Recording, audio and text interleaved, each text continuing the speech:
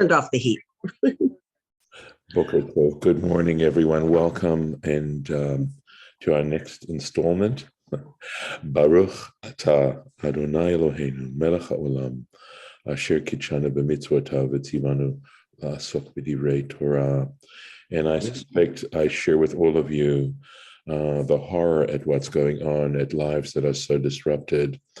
And perhaps, and Lauren, I've kept in mind, the sense that there's so many other tragedies going on in the world that are on a similar kind of level, maybe don't threaten world war quite so much, but regardless, we have to keep in mind. But I'd say that, what's going on in Ukraine right now and just the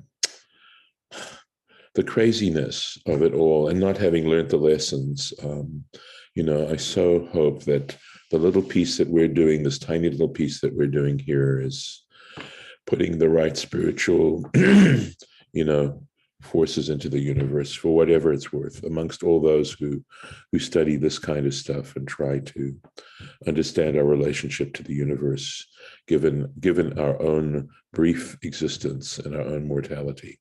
So with that, I'm going to go into the screen share. And of course, we are looking at the death of Nadav and Avihu, and the fact that it's ambiguous, that we've had two opinions of two rabbis who felt that they were being punished, and for one for impudence, severe impudence, public impudence, and the other for having been drunk, for doing this in a drunken state.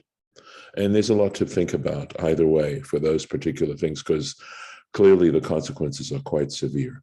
All right. So let's see. This does not look correct. I thought I had marked it. Let me see. Oh, my heavens. This is tough. Give me a moment. Did I? Oh, forgive me. We are way off here. Let me see what we're doing here. Let's see. Oh, that's right. Let's see. There we go. It's better. Thank you. Sorry about that. I tried to anticipate. So we were, in fact, in the middle of actually quite a touching and beautiful, beautiful Rashi, where Moses is trying to console his brother for this incredible, losing one child. He loses two children in one day. Unbelievable. We can just try to imagine the sense of tragedy going on. So Rashi explains that basically Moses says to Aaron, they were actually martyred. They were actually paid a supreme sacrifice, that I thought you and I were going to be the ones chosen to do that. In other words, that it was an act of incredible nobility, incredible personal sacrifice. And here your two sons actually turned out to be worthier than you or me. So Aaron's reaction, Vayidom Aharon, Aaron was silent. He was silent. And again, in analyzing the significance of that, Rashi explains, quoting the Sifra for Vayikra Rabbah, Kibel schar al shtikatu. He received reward for his silence. Umaschar kibel. So what reward did he get? Shenit yachid imu hadabur. That in fact the divine speech aligned itself with him. Nit yachid from the word achad, one. In other words, that God only spoke to him. Shene'emra lo levado. Because in fact, Parshat Yayin, the paragraph or the chapter that deals with the fact that a priest is not permitted to enter and to serve having drunk wine, literally meaning in an intoxicated state. That particular halacha was given to him alone. So in other words, so what's the significance of that, right? We might want to sort of stand back a moment, and frankly, I'm sharing a process with you right now. So what was so fantastic about that? Why was that such a reward? How in that sense, was that a reward given all that had happened to him? And my thought about this is that if in fact he was hearing now the divine voice in this particular way, a way in which only Moses ever heard, that it would reassure him that there was something more than this particular existence that we live in right now. And the truth is, there are all kinds of questions that we might want to ask ourselves about what appears to us to be needless suffering, the incredible cheapness with which lives are sometimes treated, whether we treat our own lives somewhat cheaply, or certainly in the case that we're experiencing now on an international kind of level, but in general, that life is treated so cheaply. And for him to know that while his sons had paid such a huge price, and while he still would be in an incredible stage of grief, because grief, I believe, is essentially that sense of loss, nevertheless, to know that within the sort of broad notion and idea of existence, that his sons were not lost. That in fact, how many of us who question even God's existence would be reassured in an incredible kind of way were we to receive this kind of gift. So that's at least an attempt to try to understand how the fact that he didn't complain, and by the way, not complaining, not having a negative attitude, is something that's a great service in itself. That is an act of worship, not to complain. And for Aaron, just to be silent, just to be silent. Okay, so let's just go back to the verse a second so we can get the context of the verse. Yeah, go ahead. It doesn't really address why that particular thing, out of all the things God could say, he's not saying to Aaron, don't worry, I'm here, this is God. He's saying, you and your son should not get intoxicated, so you should live. Yes. I mean, maybe it's comforting because maybe they had a tendency to want to drink, and he's warning them, but not other people, that if you drink, you may not live, whatever that means, whether it's living in the afterlife or living, now or whatever, but that's not my point. My point is, why talk about intoxication when God could have said anything in the world to comfort him? Right. So, Janet, I see your hand. Can I respond to Lauren first, if I may? Okay. Yes. So, first of all, the very act of God speaking to him was comforting. In other words, God saying, don't worry, etc., wouldn't have been the same as his doing this. The other piece is there was I believe it was the Bangles who had on their first LP had a song. It was a song about, the whole LP basically seemed to have the theme of frustrating love, okay? And there's a song which says, if he knew what she wanted, he'd be giving it to her. And the whole idea of God letting Aaron know something so that we don't just wander around making up decisions and not really knowing what to do. That when you take very seriously the issue of what is your role in the universe, what are the do's and don'ts about your life and its significance regarding the universe on this broad level, Aaron was given, in a sense, a secret. Right, that he understand this, and that part of, we really do see the Torah, which is divine instruction, right? The do's and don'ts, as being the greatest act of love that our Creator could give us. That we not wander somewhat aimlessly in this life, maybe making bad decisions, etc. So, your point obviously is really well taken, Lauren, but at the same time, I think in trying to understand or try to get a better understanding of why this would be so significant, I think that God would accomplish what you had said he should try to do, maybe in a more indirect way, but nevertheless, even accomplishing more. I'm not saying this is necessarily a totally satisfactory answer, but I think this is sort of the direction that I would understand it. So, just having this kind of background understanding. And if it's okay, I'm going to take Janet's point or question. Janet? Are you there? She is not. Oh, I know sometimes she has internet issues, so hopefully she'll be back. I hope she will be. I know that. Okay. Sorry, I missed that. Okay. So we're looking at Bekrovai, right? So remember, Moses says to Aaron, "This is what God spoke in saying, in those who draw near to me, I will be sanctified. And before the entire nation, I will be honored." And then, of course, Aaron just is silent, responding to that. So let's see. Bekrovai, those who draw near to me. And Rashi explains that the intention of that is to say, those bevichirai, those whom I choose, right? So to be a bechor, in that with a chet, right? In those who I choose.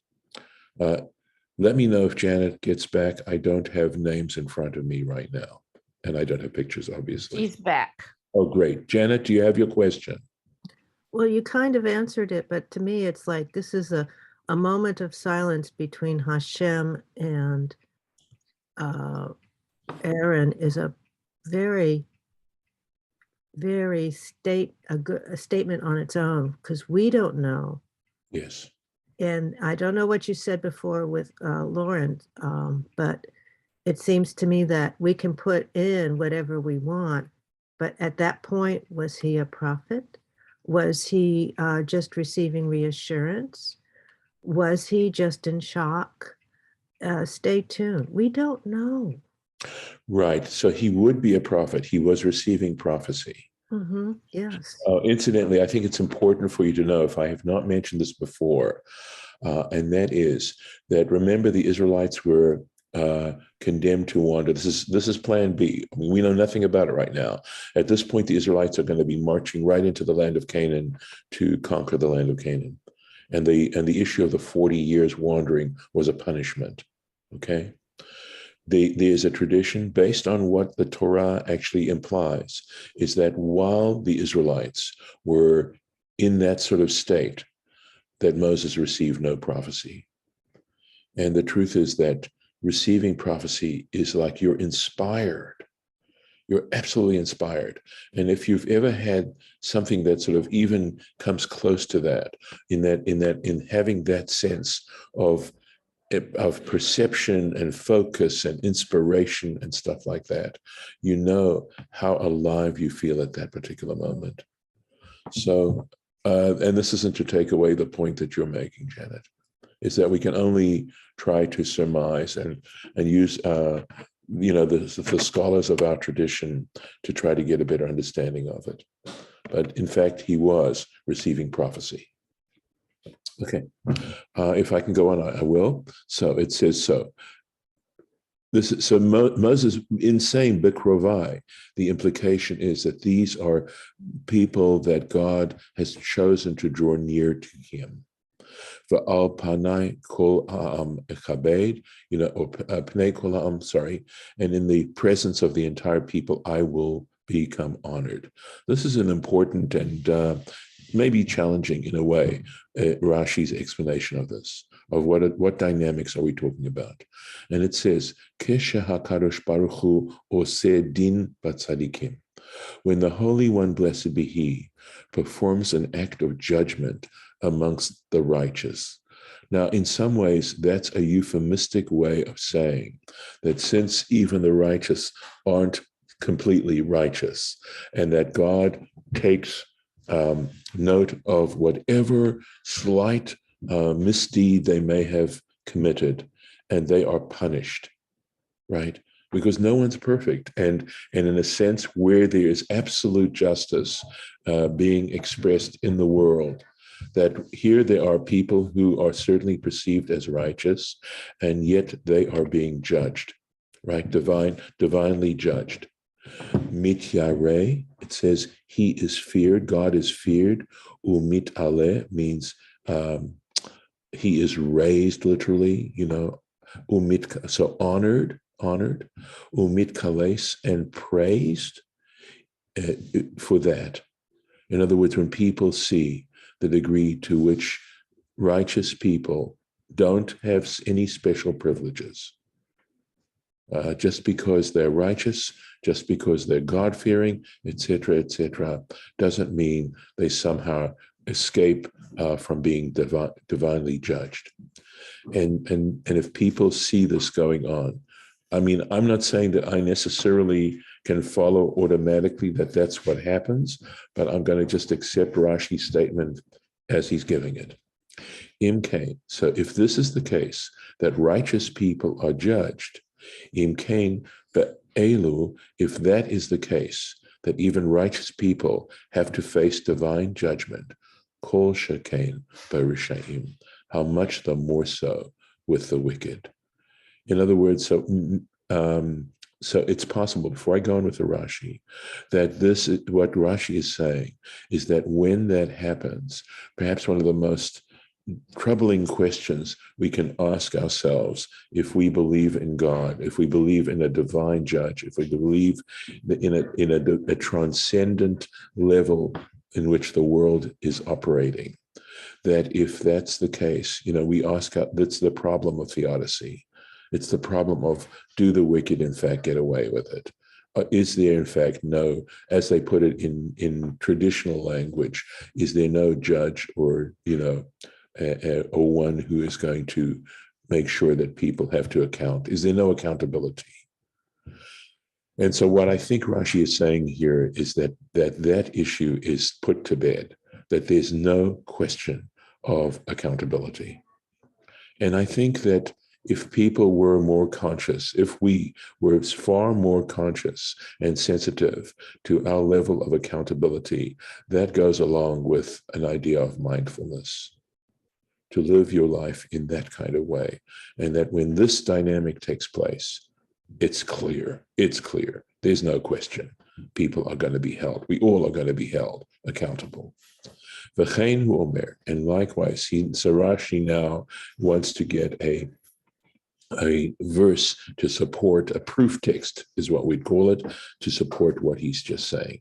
And this is in this would be Psalm 68, and it says, Norah Elohim min mikdashecha.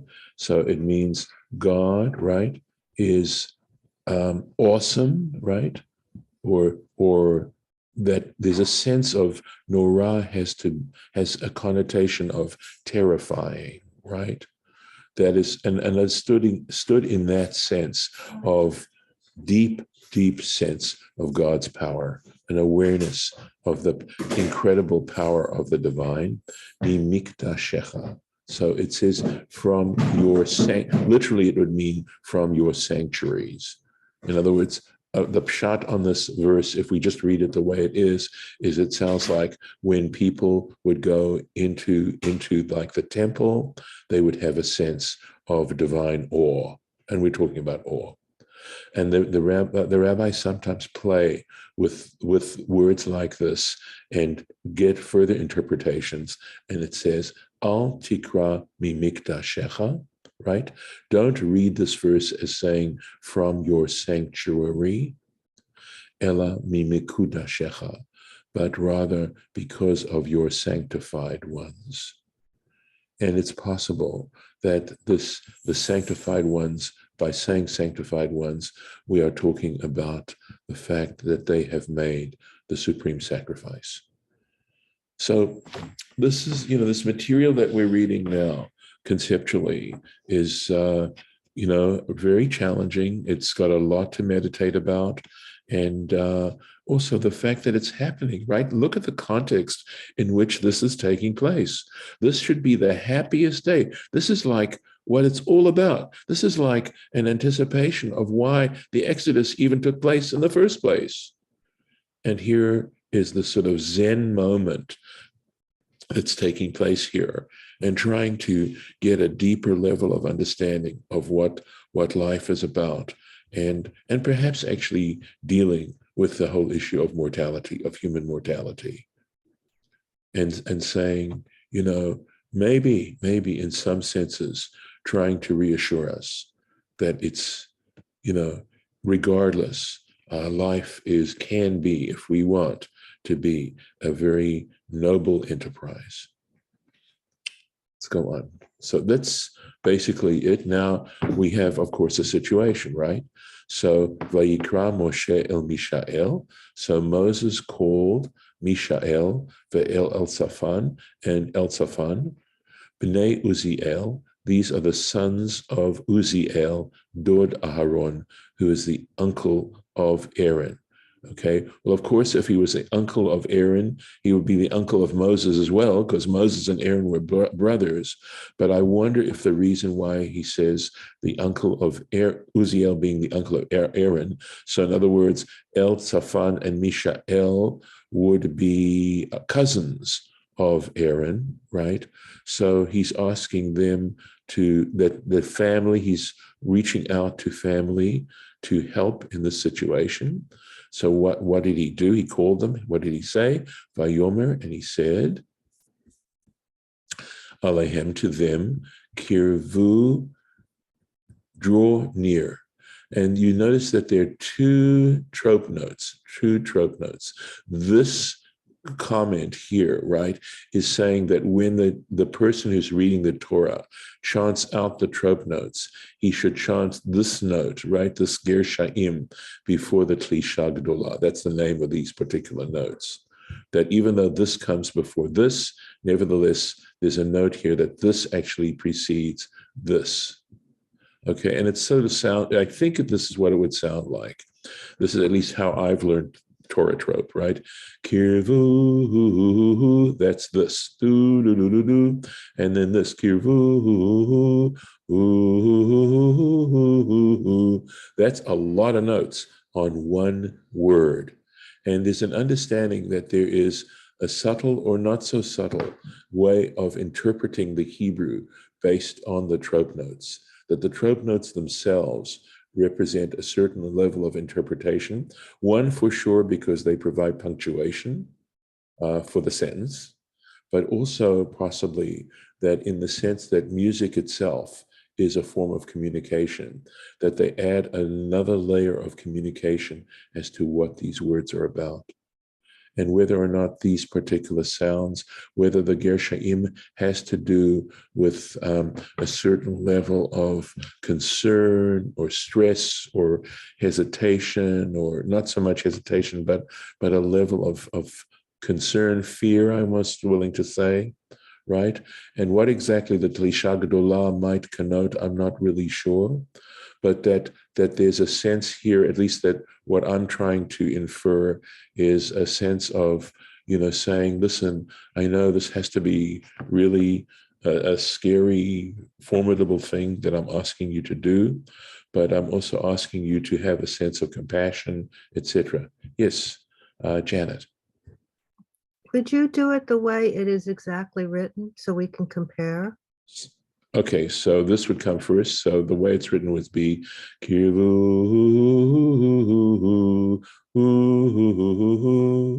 Okay, I don't think so. I think it would all go on the. I don't think it would be Kivu, because if I'm not mistaken, the Tlisha Gdolah isn't always written over the syllable. It's supposed to be sung on. Tlisha Gdolah is always on the last letter. I agree. That's the way I've always understood it too. I agree. So it's one of the ones that doesn't tell you which consonant to do it on. Correct. Syllable. Just like a pashta, right? Always goes on the last syllable, and sometimes they'll put another one to It show. always goes on the last. Yes, exactly. But modern printers, modern editions often add another right. exactly Right. on the syllable where it really should go. Correct.